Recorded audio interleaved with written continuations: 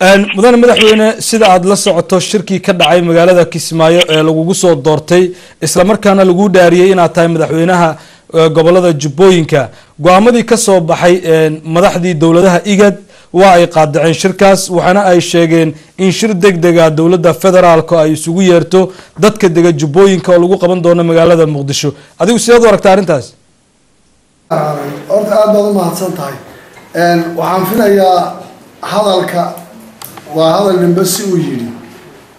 hadalka soo baxayna ma ahayn mid qaadacaya shirkii ka dhacay Kismaayo 7 bilood soo socday muddada 4 sano ah boroseskiisu ku dhawaa waxa laga hadlay waxay ahayd in si roolkii dawladda loo soo celiyo la isugu yimaado shir ay dawladuna iyadu mas'uul ka tahay oo dawladda iyo stakeholders ka erayga macnaheedu lagu macneeyay oo ah inay isugu yimaadaan waxaan isleeyahay markaa macnaha la waanu ka fahnay wuxuu ahaa shirkaas in loo qabanayo dawladda iyo maamul goboleedkii Jubbaland ee la dhisay ilaa inta processka hadda uu marayo mas'uuliyiintiisa in la isu yimaado waxa laga wada hadlayaana ay noqoto sharciyadii iyo ansixintii iyo dhamaystirkii inta ka dhiman dhismihii maamul goboleedka Jubbaland marka adiga doorashadaada ee madaxweynenimo marka halkay ka bixi doontaa isleedahay marka maadaama la yiri shir in la isugu yimaado mar kale Muqdisho taas waxay muujinaysaa marka shirkii ka dhacay magaalada Kismaayo in dib loogu laabto miyaysan ahayn maya shirka laguma laabanayo shirkaas dadka samaystay sharciyadiisina wuu lahaa dadkii shirkii lagu dhisay dawladda federaalka odayaasha dhaqanka Soomaalida ka qayb galay qaybtoodii deegaanka deganeed baa deganeed waxa laga hadlayaa waxa weeye darafyada ay khusayso ah maamul goboleedka Jubbaland oo mas'uuliyadiisa hadda qaarkeed la dhisay iyo dawladda federaalka inay isu yimaadaan oo ay ka wada hadlaan waxa laga wada hadlayaa waxa weeye arrintii sidii dawladuna ay roolkeedii hogaamiyeed ugu yeelan lahayd maamulkiina loo dhamaystiri lahaa macnuhu ma aha waxba kama jiraan wixii la dhisay iyo wixii processkii inta soo socday shirkii la qabtay waxba kama jiraan ma aha macnuhu marka waxa isleeyahay taas malaha tafsiirka khalad ka galay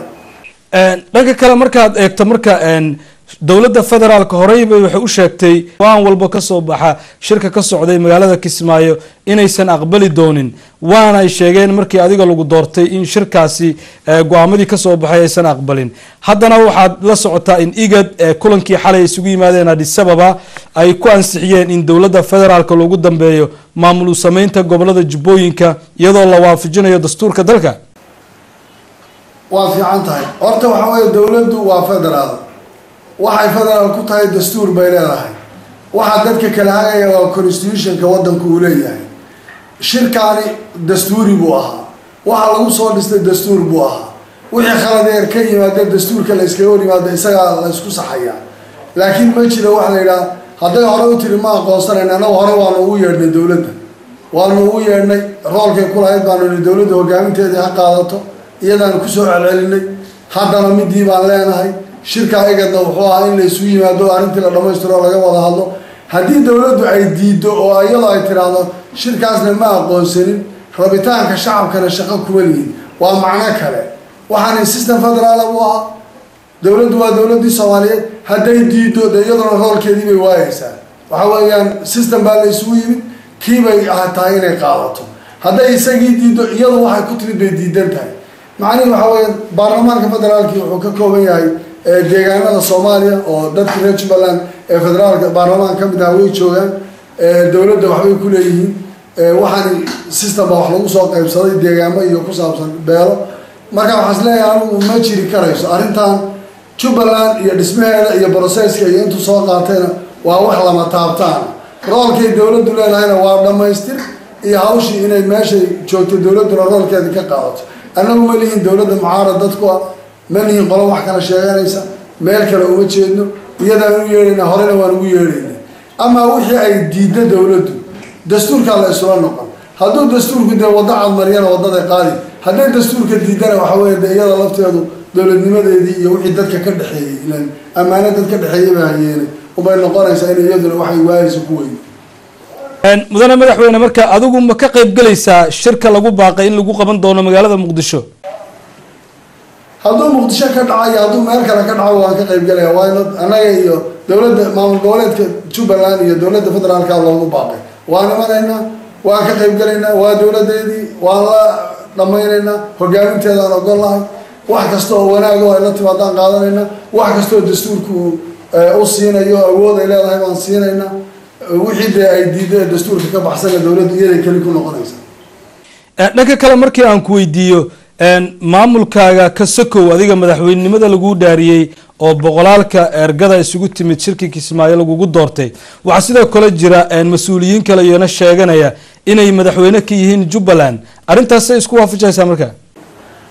wallahi de kuwa dowladda kala hadlayna sababtoo iyada keentay iyadana ka dambeysay marka waxa iyadu barnaamijkan markii hore oo ku sii sheegaysay ku carqaladeynaysa oo baa marka waxaan isleeyahay 200 madaxweyne hadii la sheego nin walba gurigiisa wax ka sheegto midani xalaal iftiin baa la qashaa process muddo soo socday oo meeshuu ka bilowday loo yahay dowladii bilaabay loo yahay soo jiitay buu ahaa inta uu soo maray buu soo maray ma garan karayo marka dowladdu iyada garan doonta hadhow xalkay u raadinaysa cidda istiri magacaabayo cidda ku taakuleynaysa iyo waxa iyadu magacaawdayo